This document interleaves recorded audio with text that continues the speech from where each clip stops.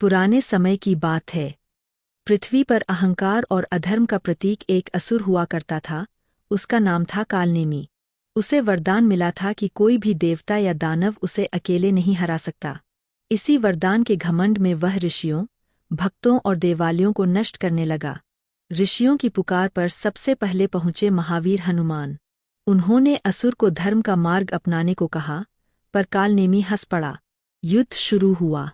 हनुमान जी की गदा से धरती काँप उठी, पर वरदान के कारण असुर बार बार उठ खड़ा होता। उसी समय कैलाश पर ध्यान में लीन महादेव को भक्तों का कष्ट महसूस हुआ। जैसे ही उन्होंने तीसरी आंख खोली, एक ही क्षण में वे युद्ध भूमि में प्रकट हो गए। उनके डमरू की ध्वनि से आकाश गूंज उठा। कालनेमी समझ गया कि आज सामना साधारण नहीं है।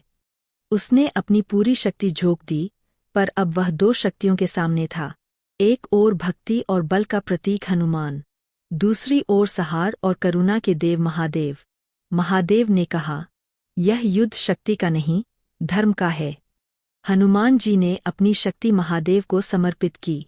जैसे ही शिव ने त्रिशूल उठाया, हनुमान की भक्ति उसमें समा गई। उस क्षण कालनेमी का वरदान टूट गया, क्योंकि अब वह दो नहीं, बल्कि एक ही धर्म शक्ति से लड़ रहा था। एक ही प्रहार में अधर्म का अंत हो गया। युद्ध के बाद हनुमान जी ने शिव को प्रणाम किया और महादेव मुस्कराकर बोले, जहाँ सच्ची भक्ति होती है, वहाँ मैं स्वयं उपस्थित होता हूँ। तभी से कहा जाता है, हनुमान की शक्ति और शिव की कृपा मिल जाए तो कोई भी अधर्म टिक नहीं सकता।